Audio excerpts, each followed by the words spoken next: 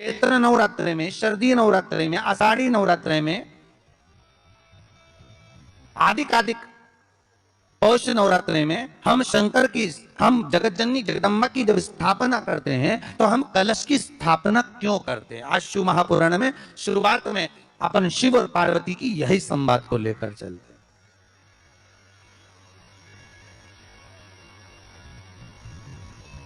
आखिर कलश में ऐसा क्या है? कलश के अंदर आखिर ऐसा क्या विराजमान है कि 33 कोटि देवता उस कलश के अंदर आकर बैठ जाते हैं? महाराज,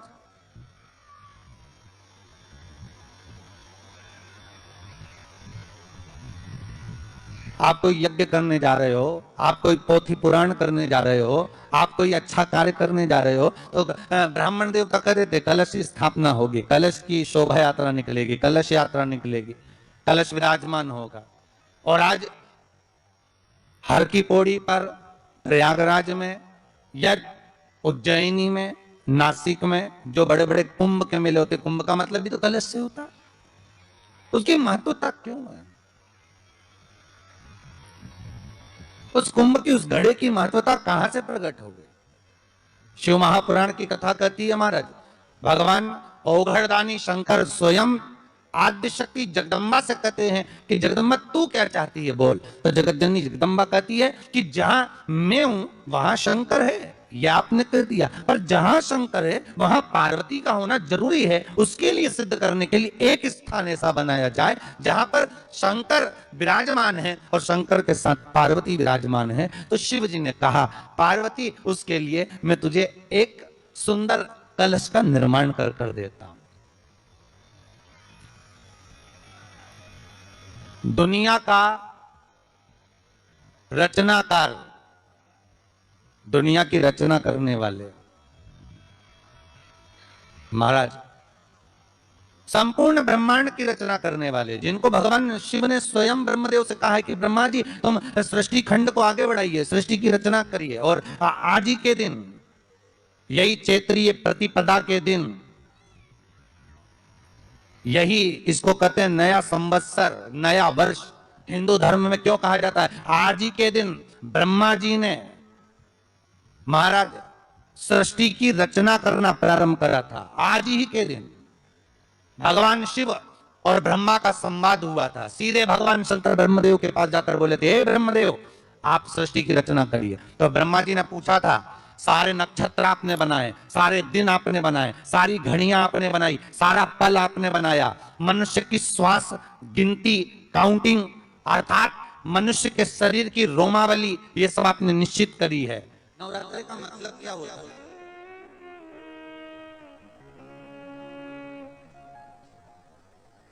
केवल 9 दिन तक देवी की आराधना कर लो, नंगे पैर ले लो, थोड़ा सा साबूदाना का फरियाल कर लो, मोरधन, चिप्स, पापड़ ये खा लो, या किसी देवी जी के मंदिर में जाकर नंगे पैर झंडा उठा के, ध्वजा उठा के, चुंदड़ी पकड़ के माता जी के मंदिर तक चले जाओ। क्या केवल नवरात्रि का मतलब यही है? या फिर कहीं गरबा हो रहा हो तो गरबे में चले जाओ? क्या नवरात्रि का मतलब केवल यही है? या घर में जोत लगा लो, नवरात्रि का मतलब यही है? घर में जवारे बो दो, नवरात्रि का मतलब क्या यही है? घट स्थापना कर दो, क्या नवरात्रि का मतलब केवल यही है? अगर नवरात्रि का मतलब जानना है तो आपके मन में विचार आना चाहिए कि ये नवरात्रि केवल घट स्थापना के लिए नहीं होती है, ये नवरात्रि हमारे भीतर एक नारी के सम्मान के लिए प्रकट होती है कि नारी का सम्मान कैसे होना चाहिए। मेरी जीजियों, मेरे जीजाओं, मेरी बेटियों, बेटाओं, मेरी माताओं, मेरे भाई, मेरी बहनों, एक बात बहुत सावधानी से सुनना। नवरात्रे आते हैं, नवरात्रे आते हैं, नवरात्रे में आप माता रानी के व्रत कर लेते हो, जोत जला लेते हो, माता रानी का व्रत करते, उपवास करते, जागरण करते, जोत जलाते, पूजन करते, निवेदन करते, और अभी फिर चैत्री नवरात्रे आएंगे, आप फिर आराधना करोगे, फिर साधना करोगे, फिर जोत जलाओगे, फिर माता रानी को याद करोगे, फिर व्रत रखोगे। आप कितने भी व्रत करोगे, आप कितनी भी जोत जला, आप कितना भी जागरण करो, पर 4 लोगों के सामने जाकर ये कभी मत कहना कि मेरे जैसा व्रत कोई नहीं कर सकता, मेरे जैसा जागरण कोई नहीं कर सकता, मेरी जैसी जोत कोई नहीं जला सकता। ये अभी मत।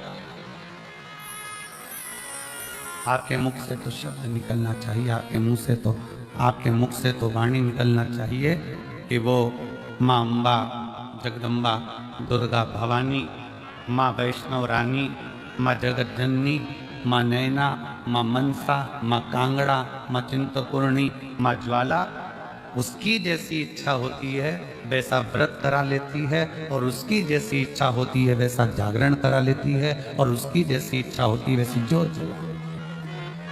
हमारी सामर्थ्यता नहीं है। और नवरात्रे में भी देवी की आराधना का एक स्मरण का सुख है महाराज। जोत का विधान है, नवरात्रे में देवी की जोत लगती है, अखंड ज्योति लगती है, जवारे बुआए जाते हैं, कलश लगता है। जोत का भी विधान है। जिसके यहाँ दिया अखंड जलाया जाता है, अगर वो दिए की लो, दिए की बाती अगर दक्षिण दिशा की होती है तो उसके घर में साल भर में एक घात जरूर होती है।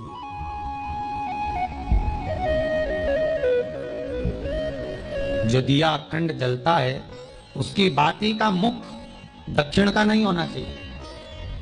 अगर आपने देवी भागवत का स्मरण करा हो, देवी भागवत को अगर सुना हो, तो देवी भागवत में स्पष्ट किया गया कि पूर्व की ओर मुख करा हुआ दिया, अर्थात पूर्व की ओर जोत जो जलाई जाती है वो संपदा की वृद्धि करती है।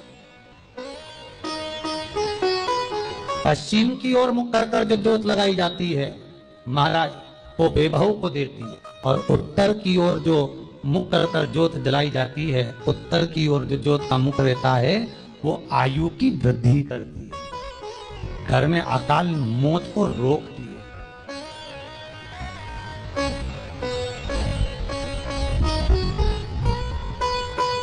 नवरात्रे का जो भाव तत्व है उसको भी अच्छे से समझ लेना। दक्षिण की ओर जोत ना लगाए, अगर आपको लगाना है पूरब की लगाए, पश्चिम की लगाए या उत्तर की लगाए।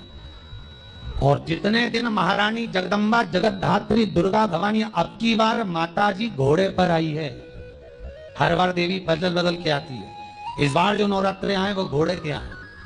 तो घोड़े पर जो देवी जी आती है वो समृद्धि को देने वाली आती है, लक्ष्मी की वृद्धि करने वाली आती है। जैसी घोड़े की रफ्तार होती है उस रफ्तार से लक्ष्मी घर में आती है। तो ये चिंता मत करना, मेरी माँ जगत जननी दुर्गा भवानी अब की बार घोड़े पर आई है, साल भर में इतना धन दे देगी कि आपने पीछे के 4 साल में नहीं कमाया होगा, इतनी मेरी माँ भंडार भर देगी। ये घोड़े पर आई है, कोई साधारण नहीं हो सकता।